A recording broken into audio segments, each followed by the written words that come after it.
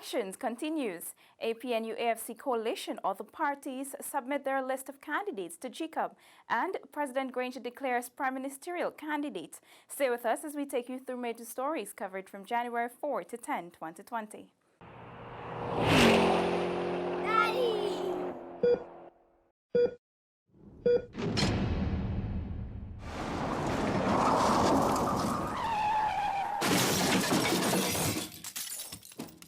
We have 43 days to go as we prepare for the Golden Jubilee as a republic.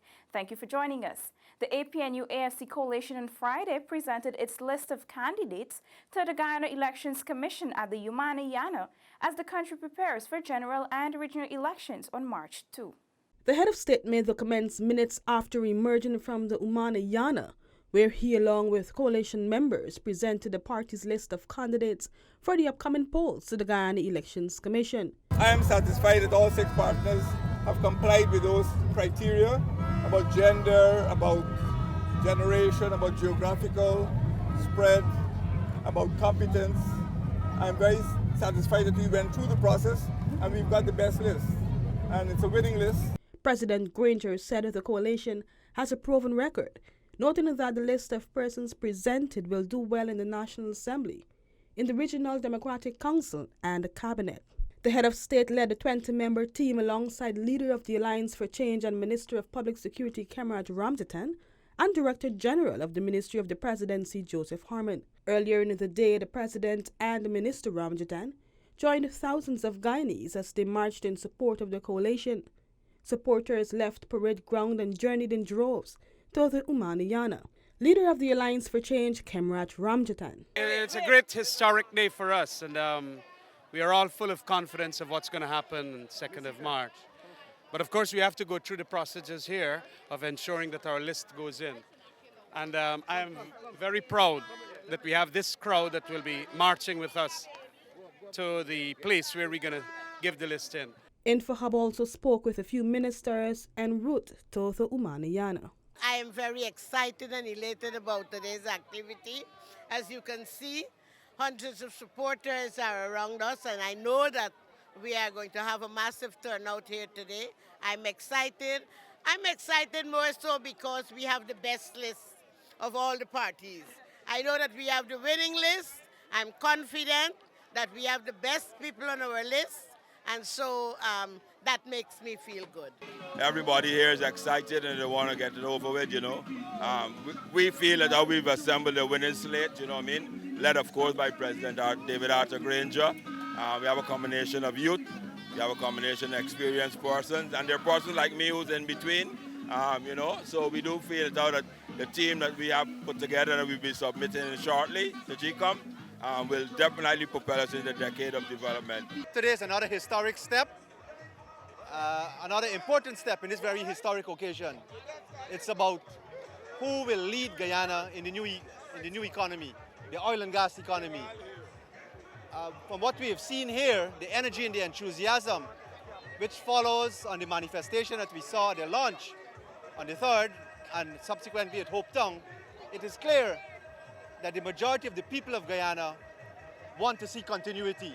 The APNU AFC was the first party to submit its list to the elections body. For InfoHub, Alexis Rodney. Meantime, the opposition PPPC and several other small parties also presented their lists to the elections body. Political parties seeking a chance to lead Guyana made it official on Friday with the submission of their list of candidates for nomination day. Among those submitting their list of candidates were the People's Progressive Party Civic and several other small parties. PPPC's presidential candidate Dr. Irfan Ali said the list is very diverse and represents all of Guyana. A list that embodies competence, experience, youth, energy, commitment, a list that represents all of Guyana. However, Ali, who is currently before the court for fraud charges, brushed aside questions, saying his main focus is the upcoming elections. Leader of the United Republican Party, Dr. Vishnu Bandhu, said his party will be contesting in all 10 regions in both general and regional elections and is looking to make a difference. I know we will make a difference in Guyana. Yes, we're trying for decades, yes, but we'll see the result this time. A new party contesting the elections, the Liberty and Justice Party's presidential candidate Lennox Schumann, said he will be working to represent the indigenous peoples. He said they will be contesting in every region except regions 3, 5, 6, and 10. If you look across Guyana, the majority of people who are underrepresented at the National Assembly are indigenous.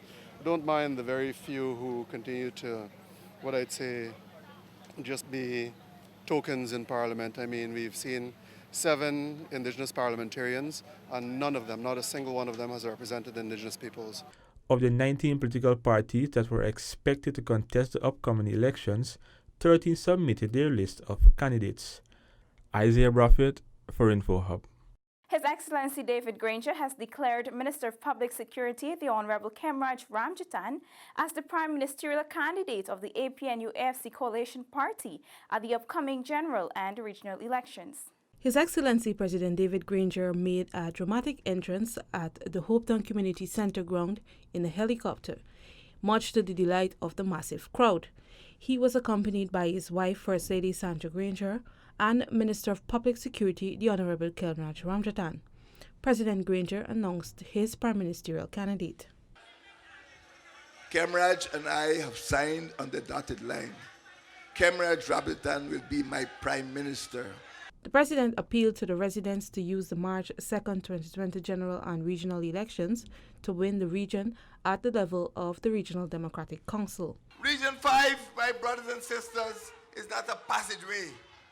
Region 5 is twice the size of Mauritius. Mauritius is one of the most prosperous countries in the Indian Ocean. Region 5 is twice the size of Mauritius, with a population of 50,000 Amerindians, Africans, Indians. You all can go places with the right leadership, but we have a political problem in this region. You heard Jenny Wade? We have a political problem in this region. And the political problem is the PPPC. And we have to solve this problem on the 2nd of March. The President explained that the APNU-AFC Coalition has a solid plan in place for Guyana's development, known as the Decade of Development. This plan, he noted, will see the region grow like never before. It will include the development of the sugar and rice industries, along with improvements in the education health sector. Seneca Thorne, InfoHub. Residents of the Mahaica-Berbice region showed up in their numbers on Wednesday evening when, for the second time around, the coalition took a resounding message of success to a massive crowd as it continued its elections campaign. His Excellency President David Granger rallied with Vice President and Minister of Public Security Kamaraj Ramjatan. Their messages were clear. The opposition must not return to the seat of government. This, they insisted, can only be done if residents of Region 5 do what is right in March 2, 2020. Minister Ramjatan said the electorate must choose a government that will make critical decisions that will be beneficial to all. It is your duty to ensure that you elect the right people and leadership that will ensure that every Guyanese get a fair chance to enjoy that good life we've been talking about. And who is that leadership? That leadership is APNU AFC Coalition. He said teaming up with the Partnership for National Unity to contest the 2015 general and regional elections was by far the best political decision the AFC has made, apart from the establishment of the party itself. I want to tell you that this coalition is here to stay a long, long time.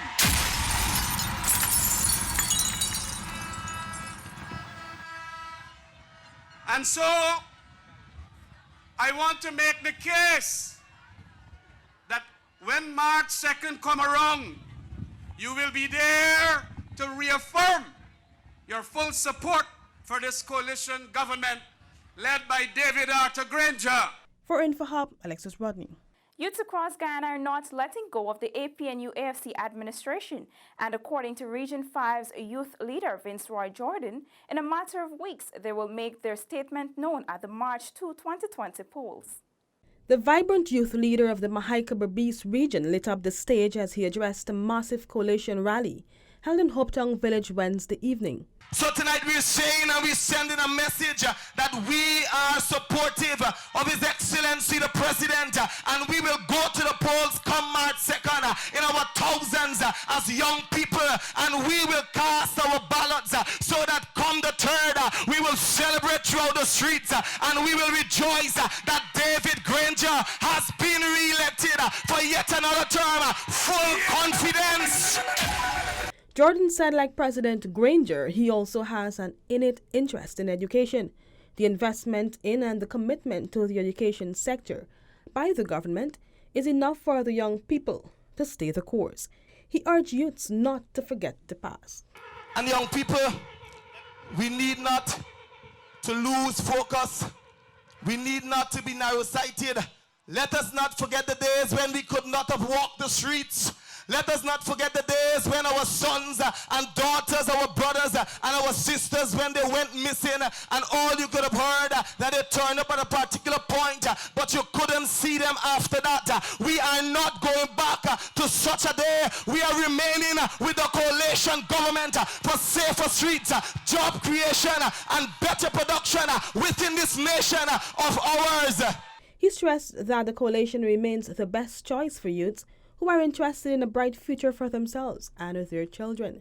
The rally was the second to be held by the coalition and will conclude at the end of February. For InfoHub, Alexis Rodney. On the 75th anniversary of the Guyana Press Association, His Excellency David Granger re-emphasized the importance of objective and accurate reporting. I would urge that your statements in future be guided by accurate representation. The head of state was at the time delivering remarks at the annual presidential media brunch hosted on Sunday. President of the GPA, Nazima Ragubir, echoed similar sentiments as the president, noting the importance of unbiased reporting, specifically during the election period. The media's role has been to provide impartial and factual information on any event that we report on. It is even more critical during this period leading up to elections, during and following elections.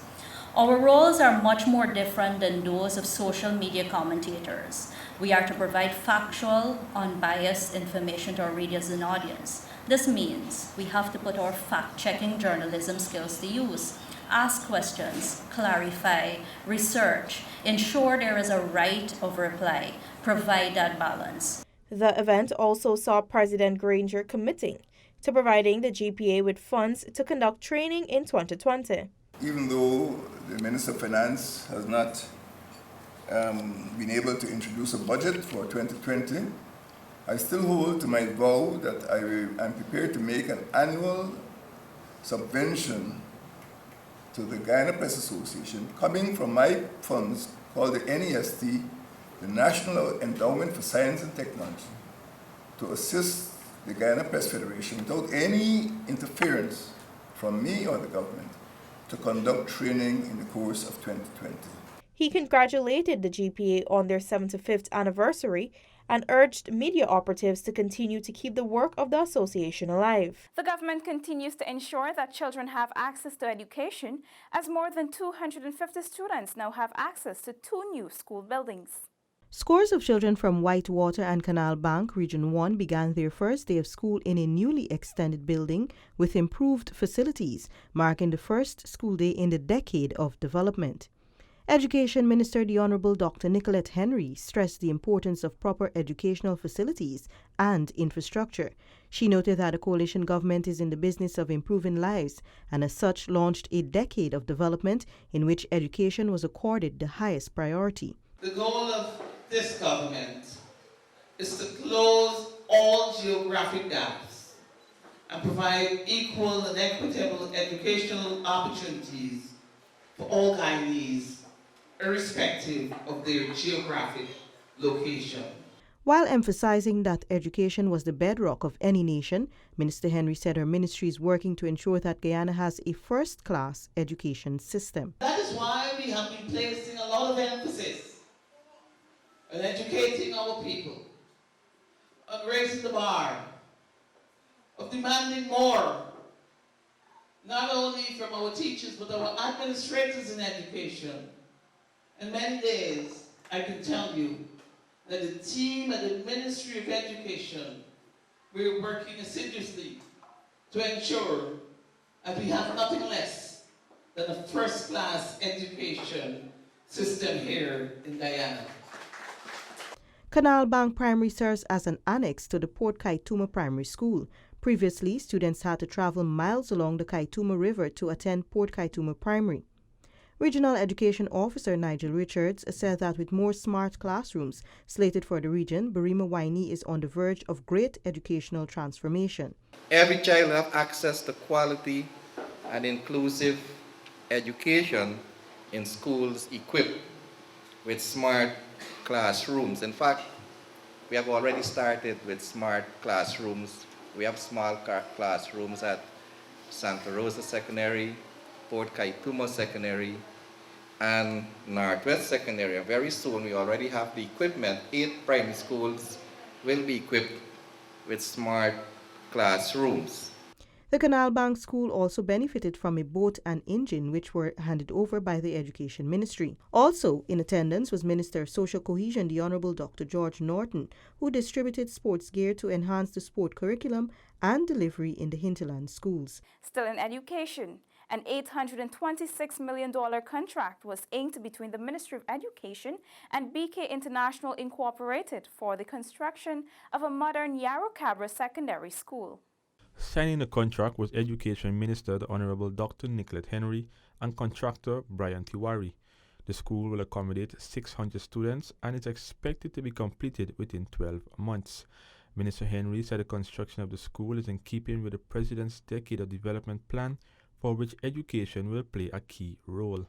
The intention is to have excellent secondary schools in every region at key positions so that students who would have exited the primary level can have a school that can produce the best and brightest persons to function in 21st century.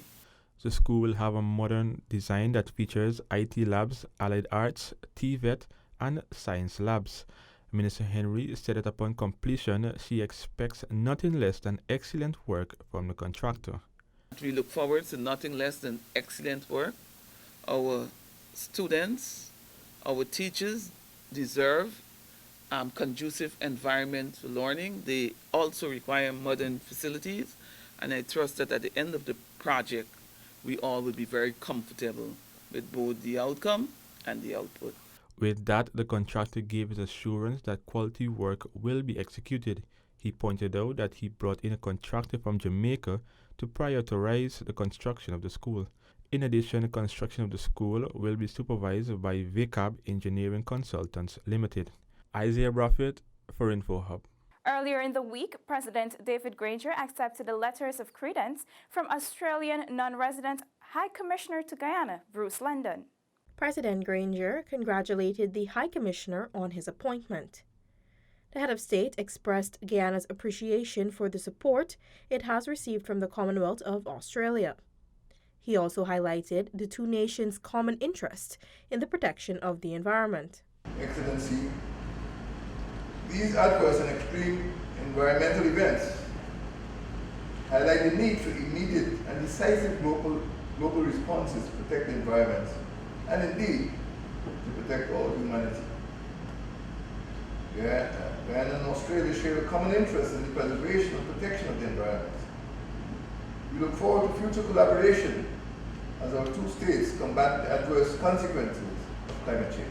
High Commissioner London expressed his anticipation to strengthen the ties between the nations. As Australia's High Commissioner to Guyana, I look forward to working closely with you and the Government of Guyana to enhance the strong relationship between our two countries. Guyana and Australia have enjoyed cordial relations since the establishment of diplomatic relations in 1973. For InfoHub, Anara Khan. As the countdown to general and regional elections continues, 9 returning officers and 3 ballot officers were sworn in on Wednesday by the Guyana Elections Commission. These returning officers from all administrative regions of Guyana, with the exception of Region 5, swore before the Chief Elections Officer to uphold the laws of Guyana and carry out their duties without fear and favour. In brief remarks, Chairperson of the Guyana Elections Commission GCOM, retired Justice Claudette Singh, urged the ROs to be very diligent in their task and service to the nation. Speaking also was Chief Elections Officer Kit Lowenfield, who urged that good service and professionalism be key for each returning officer. As you have sworn that you will carry out these functions without fear or favor and impartiality, means quite a lot, not only to yourselves but to the CEO and no doubt to the Commission, that you will treat with every elector that you engage in a fair, impartial and transparent manner. Also sworn in on Wednesday were 3 ballot officers to facilitate early voting of the discipline services. They were from the Guyana Defence Force, the Guyana Police Force and the Guyana Prison Service. Felicia Valenzuela, InfoHub. Guyanese continue to commend the APNU-AFC coalition government on the transformation taking place across the country. Bus drivers plying the Linden to Georgetown route said they're pleased with the government's street lighting project. Just behind the public buildings is the Linden Bus Park, where we spoke with a number of drivers about the lighting initiative along the highway. Right about now with the lights, we're really thankful for it, because even if you're driving at night and a truck will bring up on the road and the lights on, you could see the truck. Even though the vehicle come in, get the light in your face, you could still see the trucks. So man, it's a good thing, it's a real good thing. That was Clevon Barker, a bus driver who has traversed the Linden to Georgetown route for the past 15 years. With 30 years driving experience under his belt, Lyndon John also lauded the project that he says has far-reaching impacts. The impact that it has placed on commuters and especially drivers, it's wonderful, because you can see your vision is very much up there with lights. One of the taxi drivers just across the road who has been working the route for the past year reflected on the poor lighting conditions prior to the project coming on stream. A lot of times it plays with your judgment driving on the highway. Well, you know, it's dark and so on. So we as drivers on the highway, a lot of times we have to make proper judgment. I think people will feel more safe now traveling at night. I think it's going to help curb the road accidents at night on the highway. 40 lights have so far been brought into operation along the highway. Reporter from the Linden Bus Park with videographer Akeem Thomas, Shaquille Bourne, for InfoHub. The Sheriff Street Mandela Road project has resumed. The East Coast Demerara Road widening project is now 93% complete.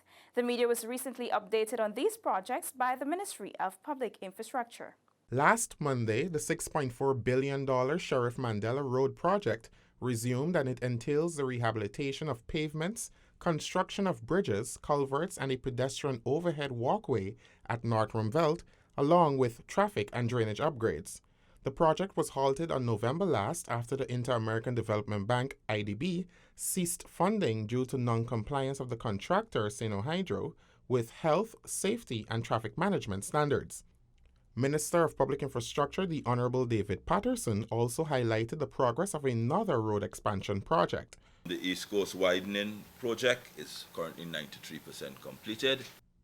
Minister Patterson noted that the government has received approval from the Exim Bank of India for the loan to be extended. This move will facilitate the further expansion of the roadway from Belfield, where the works were to be completed, to Mahaika. It is anticipated that at the end of this project, expansion works on the thoroughfare will extend from Mahaika to Rosignol Berbice under another project.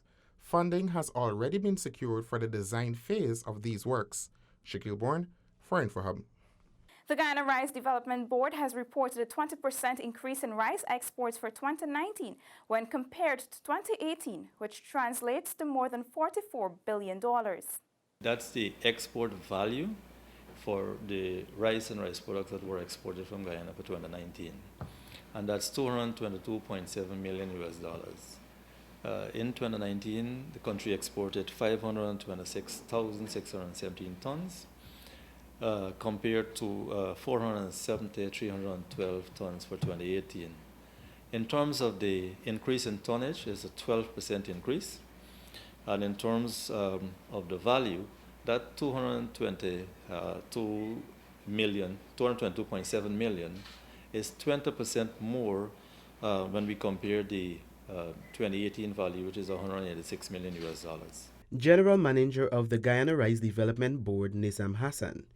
He said among other destinations, almost 70,000 tons of rice were exported to CARICOM countries. In terms of our exports to the European Union, we exported 214,189 tons, valued at 76 million US dollars. In terms of Latin America, they contributed 46% of the exports, and that's 241,919 tons were exported to Latin America.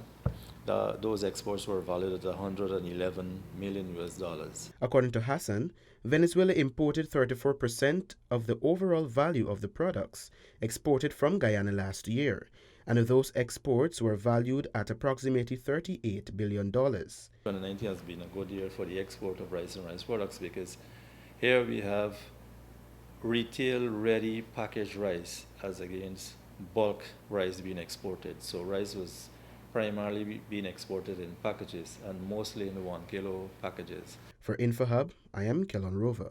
As we count down to the Golden Jubilee of Guyana's Republic anniversary, here's Neola Damon with a special report on how Mashramani became the right name for Guyana's national event. With Guyana observing the 50th anniversary of its Republican status this year, the backstory to the naming of this celebration that marks this occasion, Mashramani, is an interesting one. This journey was revealed by the late Jimmy Hamilton, chairman of JC Republic Celebration Committee, in an interview with DPI in 2017. Sadly, Hamilton passed away last year. According to Hamilton, the JSC in Linden had hosted a carnival event every year since Guyana gained independence in 1966. However, in 1970, when the country became a republic, the organization began planning an event to mark the occasion. A name change for the activity was necessary, and so the search for an appropriate title began. The input of several persons was sought, and among them was Alan Fitzcow, an indigenous Guyanese who said the intended event sounds similar to Mashramani, an indigenous festival where they gathered to celebrate for days. Hamilton related that this was exactly what the committee was looking for, since it was a patriotic name that removed ties to the country's colonial past. This sounds ideal. We are a cooperative republic, and this and self-help at the time was being peddled by the government. This is the ideal situation. But is it true? Is it real? So we started now to confirm whether, because this really fitted to Mashramani. And of course, we have to now put it in English. Before the final confirmation, the idea was taken to Adrian Thomas, a district commissioner, who gave the stamp of approval. The first ever Mashramani celebration in 1970 drew hundreds of revelers to Linden from all regions across Guyana and ran for 3 days. Following its success, approval was given by the then President Forbes Burnham for the event to be held in Georgetown annually to observe Guyana's status as a republic. Neola Damon, InfoHub. This has been InfoHub Recap, which looked at major stories carried from January 4 to 10, 2020. Remember to subscribe to our website for more stories and follow us on our social media platforms. Also, do take some time to review the Diaspora Digest and other publications found on our website. Have a safe and enjoyable weekend, and remember, we're one people, one nation with one destiny. Goodbye for now.